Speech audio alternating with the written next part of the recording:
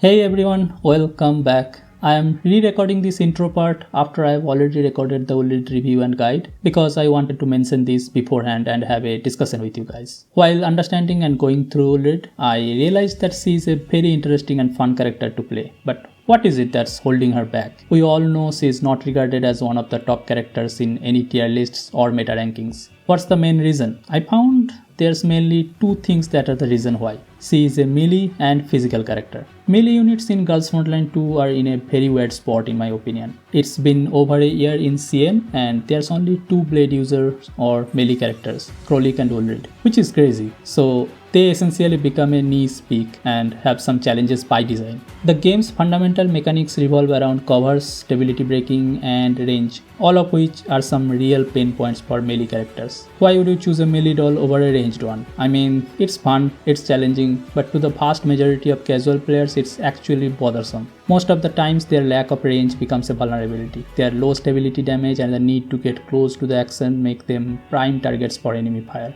Both Krolik and Ullrid are vanguards. They don't enjoy the tankiness of bulwark characters and can't really face tank enemy attacks that well. Neither do they compete in DPS with the top of the line sentinels. Krolik can't even do diagonal attacks when enemy melees can do that. It's insane to me. And we all know the game's AI is funky, but it's even more apparent with melee units. So if you are a lazy auto attacker, these units are not for you at all. Couple that with Ullrid being a physical unit, so she can't take any advantage of enemy elemental weakness. There are some really good physical units that get left behind in the meta just because they are physical. They have no specialty.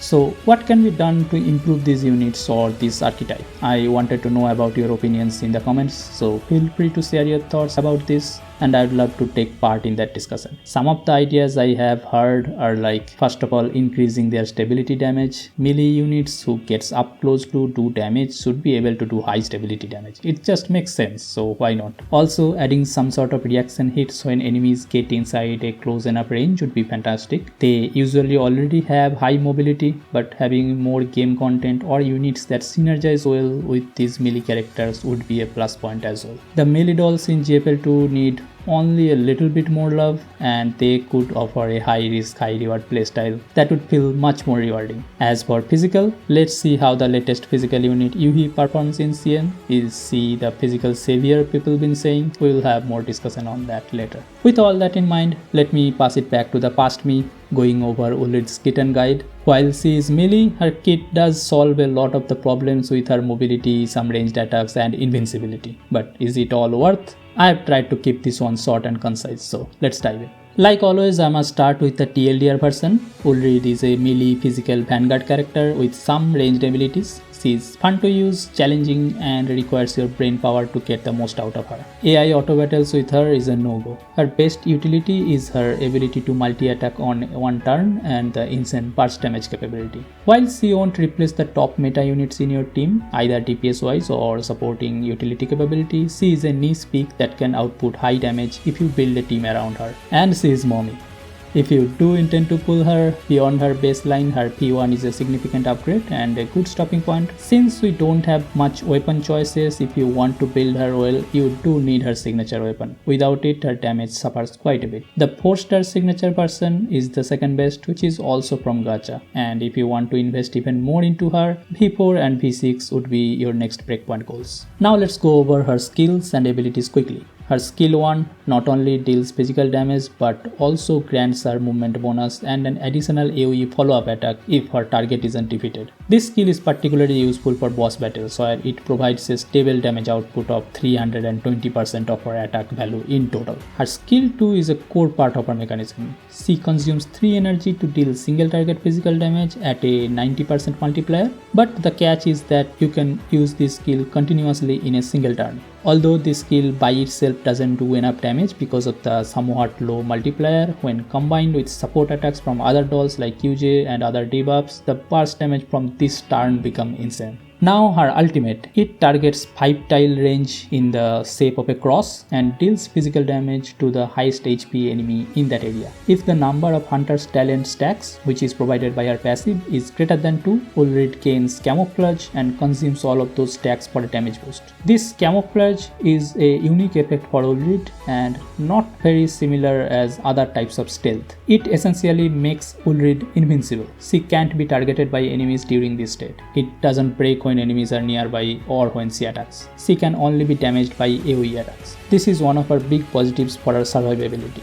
Her passive is a standout ability because after she attacks, she gets a Hunter's Talent stack and recovers 1 energy. The best part, if her HP drops below 30%, at the end of an enemy's action, she activates Camouflage. You shouldn't really be relying on this being triggered for her survival, as a stronger or faster enemy might even kill her before it even activates, but it's good to have this safety net. Let's now talk about the key Vertebrae levels and their impact. Her V0 feels pretty lackluster in damage output compared to other top tier DPS options right now. Her V1 does improve that significantly, buffing her skill 2 and in turn buffing her overall burst damage potential. If you are struggling to maintain her camouflage, her V2 does improve her stealth cycles with more Hunter's Talent stacks from the start, so you might be interested in that. Her V4 is another significant breakpoint as it improves her ult range and damage ceiling a lot higher. And lastly, if you V6 her, no surprise, you get the best version of her with huge increase to her burst damage, and camouflage stacks don't diminish on receiving damage either, so yay!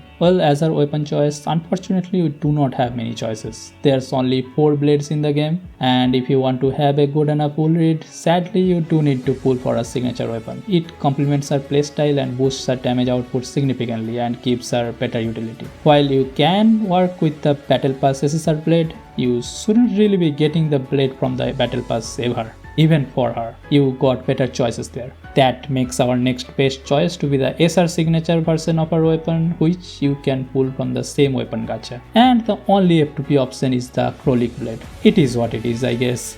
While you can use Phase Strike on her as well, a fully built Ullrid would want to have the physical boost set, and the substats priority is as follows: attack percentage, then attack, then crit percentage, and then crit damage percentage. Pretty straightforward for most DPSs. You wanna target attack to be 2100 plus, crit rate around 80% plus, and crit damage to be 140% plus for an endgame full build. Her best in slot fixed keys are Swift Action, Appropriate Caution, and Predation, all geared towards improving her damage output and making her rotations easier. As for her common keys, any DPS common keys with crit and attack percentage works on her. Besides her own one, Vepli, Tololo, and Sarkri's common keys can be useful to her. Her playstyle revolves around utilizing her Hunter's Talent stacks well to cycle her camouflage state and properly using her multi-attack turns for the big bursts. While you can use the following turn 1 sequence for a initial burst and a turn 1 camouflage, it does mess up your convection index and could affect your long-term damage output. A more stable rotation,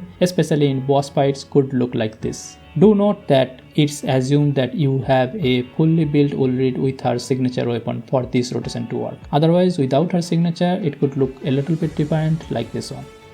Ullrid does exceptionally well with teammates who can assist her with support attacks and help break the enemy stability fast so she can unleash her full burst to do more damage. QJ and Centaurisi does work well with her in that regard. Pipli and Diane are 2 other with whom she can make a very mobile team and complete those evacuation stages very fast. And lastly, she synergizes very well with Faye, the CN anniversary character, who is pseudo melee as she attacks with both pistol and her X. She does physical defense debuff, which is a unique synergy that helps Ullrid with her purely physical DPS. So, should you pull for Ullrid?